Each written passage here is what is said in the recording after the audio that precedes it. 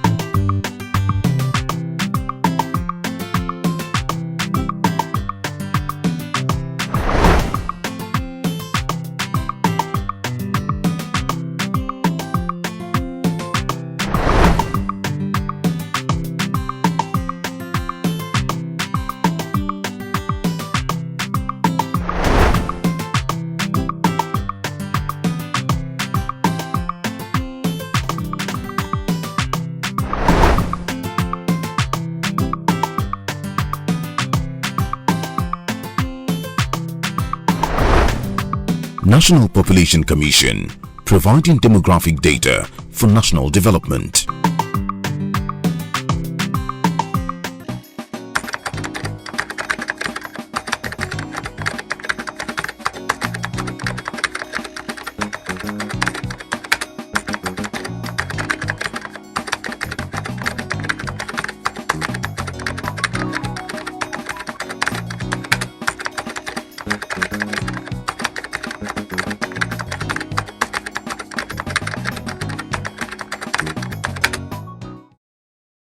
The fears and the suspicions that attended the earlier censuses are almost inapplicable because the census has no room for human interference.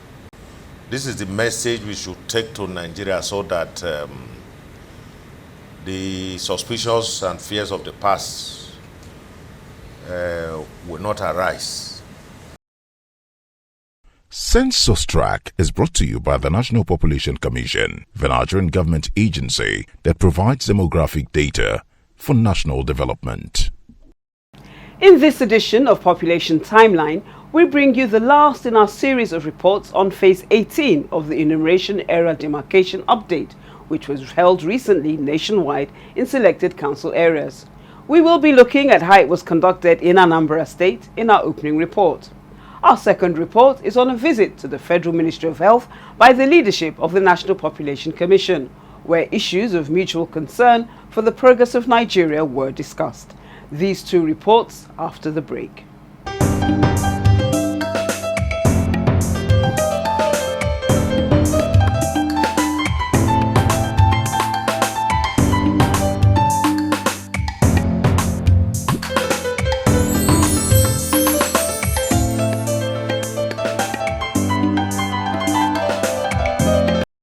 Phase 18 of the Enumeration Area Demarcation was an update conducted across 170 council areas in Nigeria. In Anambra State, Population Timeline witnessed the 5th March to April 1 exercise in two local government areas of Dunukofia and Anambra East local governments. Our interview session commenced with the Anambra State Director of the National Population Commission, Ulasi Okuchukwu Joaquin. We have done enumeration starting from phase 1 to phase 17. Some local government in Anambra State were done from 2018 to 2020. By that time and now, there are some developments, some new buildings, some new households enter some local government areas. In Anambra State, we are updating 5 local government areas. Ekusigo, that was done in phase 2, Dunukofia, Aguata, Anambra East, and the Demiri South. So what we are doing is to make it to be current. We want to put buildings that were not there, households that were not there. These are the things we want to update. And again, the technology we use in this phase 3 to 9 is not the same technology we are using now. That time we normally print out the satellite images in map and then put the building in a hard copy, building numbers in the hard copy of the printed satellite image map. But now we are using PDA, or that is a personal data assistant, or tablets. We are now putting the buildings and household characteristics inside the tablet, which is paperless. So that's why we're updating. The essence of enumeration area demarcation is to divide the whole country or the community into small portions or units where 2 enumerators can conveniently enumerate during the spent census. So then it's important is that it will help the National Population Commission to know the number of functionaries that will work in terms of number of enumerators, supervisors, coordinators, so that we can now employ them and they will do the head count. So it's very, very important. Without EAD, there will be no census. In short, we have demarcated the whole of Anambra State without any security challenge. And hopefully, we're going to do this update again, God willing, without any security challenge. Then another one is this local guide. You know, you cannot enter a place without local guides seeing you. They don't really understand our work. And when they understand, they also demand for how much are you going to give them. But with the cooperation of town unions and His Royal Highnesses, they have been helping us, and they have been cooperating. These are the issues. Awareness also, we have done awareness in terms of informing them. But at times, some people still say they are not aware. But these things have been surmounted through our advocacy campaign and then making contacts to the Igwes and PGs. All the buildings in this Anambra State have been given numbers, and we have building attributes. So that any person, any organization that want to do anything can come to Population Commission and collect map and know this is Mr. Okoli's house. How many households is in this house? You see it. This is the building. This is the road that is connecting it. So these are the success stories that we're able to put Nigeria in a map. All the structures, all the socioeconomic characteristics, government institutions, roads, what they call it, telephone marks, all of them have been captured in our EAD map. And it is digital map. That's why we say we're using paperless demarcation. The Anambra State NPC Director added that they're also working to help INEC in creating political words for elections, adding that all the 21 local governments are ready for census. Udochukwu Amuje, a demarcator, disclosed that work was going on as planned. Chinedu Elizabeth Ibekwe oversees the work of the National Population Commission in Dunukofia Council area. Census is very important in Nigeria, in that is the census population of the place that we use for allocation of anything. Population timeline moved on with the monitoring team to Anambra East local government area with Ivita Aguleri, the first port of call, where stakeholders spoke on the 18th EAD update.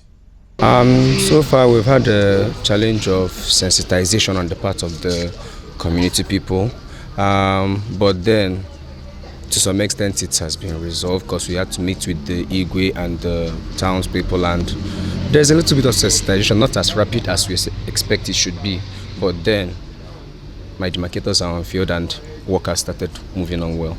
For this particular place, the work has been updated because whatever project you are doing, if you have mobility, that can ease the work. But as our state director here in Anambra has been very proactive, and as you can see, we have a field vehicle of which we are coming to this place with. So it has eased the nature of our work. So we have less challenges as far as transportation is concerned here.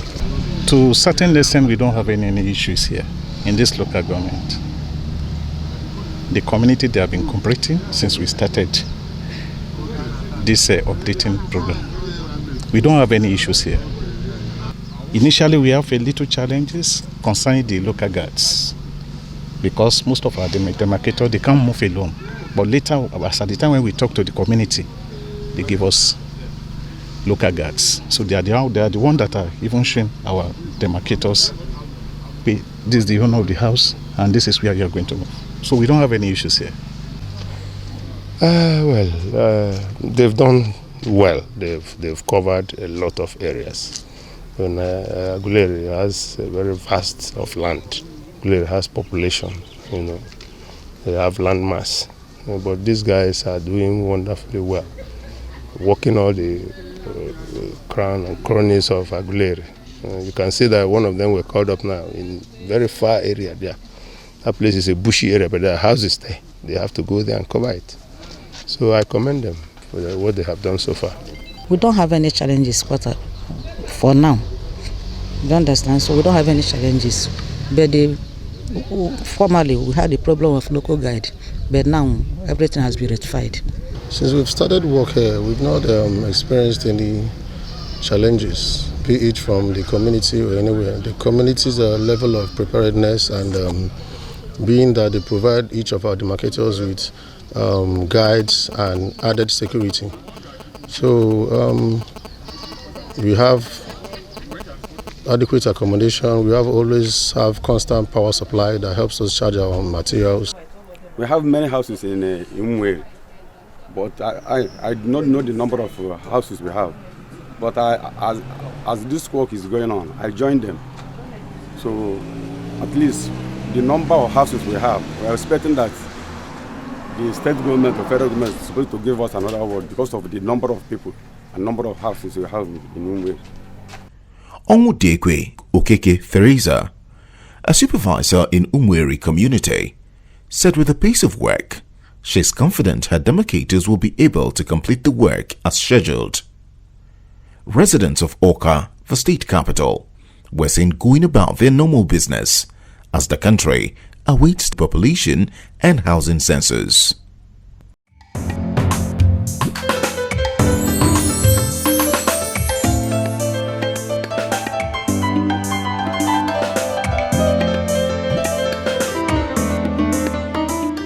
The need for collaboration in the implementation of the revised national policy on population for sustainable development, strengthened by the desire to deliver to Nigerians more dividends of democracy, was the thrust of a meeting between the National Population Commission and the Federal Ministry of Health.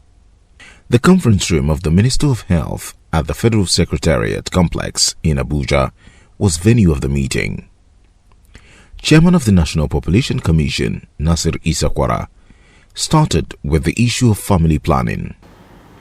Unmet needs for family planning still remains unacceptably very high at 19%. 48% among sexually active unmarried women. And half of the female population are in their reproductive ages. That's between 15 and 49.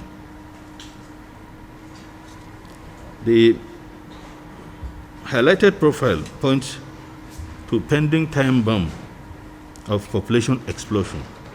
If unchecked, this is a wake-up call for urgent, sustained, and holistic intervention at all levels. Honourable Minister, sir, without our firm commitments, unified efforts, and sustained attention to addressing issues of fertility within the context of sexual and reproductive health, including family planning and child spacing,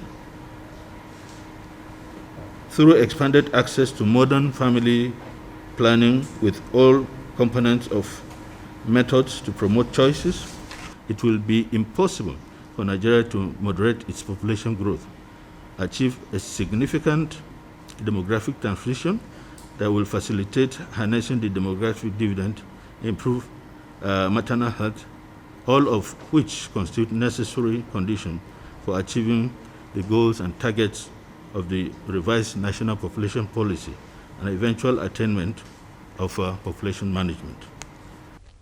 Dr. Osagie Hanire, the Minister of Health, noted that population and economic growth rates are good indicators of rate of development of any nation. The word managing is emphasized. We didn't say limiting, we didn't say reducing, we just said managing, because we manage human beings. And as the President himself has said, the objective is to be able to align population growth rate with economic growth rate. If your economy is growing at 2% and your population is growing at 4%, you are getting poorer because more people are partaking and less is being produced. If your population is growing at 2% and your economy is growing at 2%, you are stagnant. So the aspiration is also for the economy to be commensurate with the growth of the population or more, to create more wealth, and it will remain then almost a question of wealth distribution. It is increasingly difficult to manage a population when your resources are getting leaner and leaner. The population is exploding. People do talk about population explosion, when out of the blues you discover that you are far more than you used to be, and it becomes a subject of concern, not only for economists, but also for sociologists and those who manage the country, the state, the local government, the ward, the community, and even the family. As the meeting progressed, the host, Dr. Osagie Hanire, called for more contributions. We should be long in action and not just long in words. And what I'm saying in this regard is that we're not short of policies. We have policies all over the place, but it's the implementation of these policies that is the issue. So we must go from here with a renewed determination to make our policies work. One of the major drivers of this national policy on population management, Ministry of Health, is very central. Why? Because it centers on the health, of the populace. The Federal Ministry of Health is the number one that must respond when it comes to issues that have to do with family planning, maternal health, child care, and a lot of other things. If you look at Nigeria, a lot of things are happening at the federal level, but we have a lot of problems and challenges at the sub-national level. And I want to be a bit more specific, the governors. So, Honourable Minister, I think this is the time you have to find a way, working with other partners, to reach the Governors Forum. If you look at the commitment, we agreed to put 1% of all health budgets, both at the federal and at the sub-national level. If we will be able to do that, make sure in the next budgeting cycle, both at the federal level and at the state level, that 1% of the national health budget and the subnational health budget was put in to procure commodities and focus on family planning related issues. Honourable Minister, I think a lot of our problems will be solved. And so targeting young people with information and services that would, they need to delay sexual debut, delay first birth, and eventually when they are ready, space the children, and have the number that they can manage. Giving information and services to young people now to understand all of this is very critical. The National Council on Population Management, which is chaired by Mr. President, and for which membership includes ministers of virtually all MDAs and even the security agencies, is one organ that, if empowered to work, can give the political will that is required for us to achieve this important matter in Nigeria. And I think because the Honourable Minister is a member of Cabinet, he can play an important role in supporting the Commission to see that that council, which Mr. President actually inaugurated, becomes active. We have a lot of policies already developed at the federal level. As somebody also mentioned, we should come up with guidelines and policies. I think we have so much. The point is, how do we get it down to the grassroots for people to understand and make use of it? And a lot of this, the governors have a role to play. Steps have been taken. We've made progress. I just want to share one progress made in terms of numbers. Just like we know in polio, we started from millions and then thousands and then 2-digit number and 1 number. So the smart survey that was done, I think about 4 years ago or 3 years, I would take one state that has one of the highest burden in northern Nigeria, and which is Kano State. Kano State, before that survey, it has 0.5% contraceptive prevalence. After 4 years of the SMART survey, it became 5%. That is progress, a huge progress. And I can mention like 6 states in northern Nigeria that have demonstrated that. This meeting is actually what I'm seeing as a beginning of beginnings. How do I mean? We've talked so much about policies. If it is policy, I was part of a lot of that in about 4 years that I spent heading the Department of Family Health. But what do we need? We need concerted effort, continuity towards improvement of our service delivery and our programs. We need alignment of policies, and that's why I say I'm happy that this meeting is happening today.